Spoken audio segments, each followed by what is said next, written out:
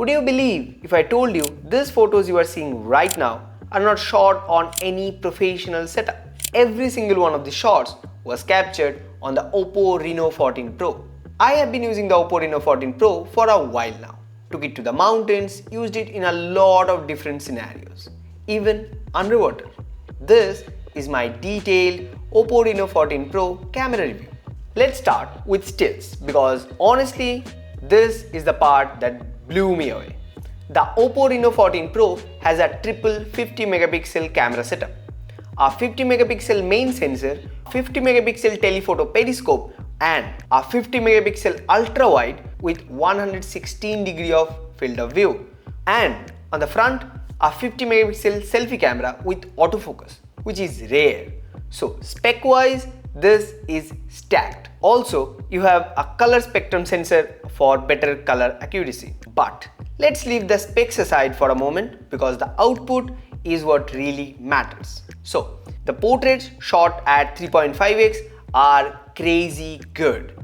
The background blur looks natural, edge detection is surprisingly clean, and the skin tones, they are balanced, not overly smooth or contrast heavy like some other phones tends to do. And that 3.5x telephoto lens, wow, it adds this natural compression and depth that genuinely makes some shot look like they were taken on a mirrorless camera with an professional setup and a 85mm portrait lens.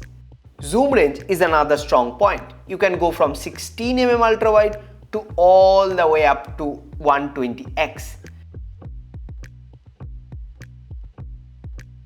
And Oppo even shows the focal length in the camera app, which is super helpful if you care about visual storytelling. Now, of course, the 120x digital zoom, it's still more of a party trick than a real tool. Fun to show off, but in practice, it's way too soft and noisy and too much AI processed to be usable. One feature I really love though is the live photo mode. Just like on iPhones, it records a few frames before and after pressing the shutter. So you don't miss any candid moments. And always you can go back after shooting the photo and adjust your frame. It's a lifesaver. And of course you get the Pro mode. You can control shutter speed, ISO, white balance, manual focus, the full set. If you are someone who loves to experiment with photography, you are gonna love this. The only thing missing? RAW support. That's still a downside for photographers who want to edit in post. Alright, let's talk about video. The Oppo Reno 14 Pro can record up to 4K at 60 fps. The footage is sharp, the colors look pleasing, and the HDR handling is impressive. White balance stays consistent too, something that usually a hit or miss in these mid-range devices. But here's one area where the Oppo Reno 14 Pro makes a huge leap over the Oppo Reno 13 Pro. You can actually shoot 4K 60 even on the ultra-wide lens. On the Reno 13 Pro, ultra-wide video was capped at full HD, 1080p, which honestly felt limiting.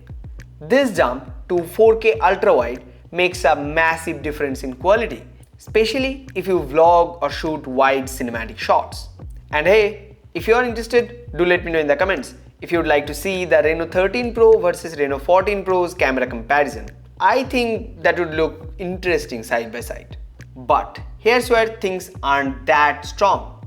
Stabilization. Even with gyro EIS and ultra steady mode, you will notice some micro shakes while walking or panning slowly. I actually compared it side by side with an iPhone 13, and while Oppo matched it in colors and overall sharpness, Apple still has that edge in stabilization and overall optimization. That being said, for vlogs, social media or casual content, this phone holds up just fine. Just don't expect it to fully replace your professional camera or any flagship device. I'm not really a selfie person, but here's a quick note on the selfie camera. It's a 50 megapixel sensor with autofocus. Honestly, for vlogging and portraits, the results are sharp and detailed. Autofocus makes a huge difference compared to fixed focus selfie cameras. So, here's my final verdict. As a photographer, I genuinely enjoyed shooting with the Oppo Reno 14 Pro. That 3.5x telephoto portrait lens, it's actually fun to use and it delivers results that sometimes are better than even flagship phones. The beautiful portraits, the HDR, the skin tones and the ultra wide with autofocus, live photo mode, all of it adds up to a surprisingly strong mobile photography experience. Of course, it's not flawless. Stabilization in video still has a room to improve. That 120x zoom is a gimmick and yeah, no RAW support is still disappointing. But for the price, the Oppo Reno 14 Pro packs serious punch in the camera department. If photography is your priority, this one deserves a look. So that's it for today's video. Hope you guys liked it. If you guys have any question regarding the Oppo Reno 14 Pro, do let me know in the comment section down below.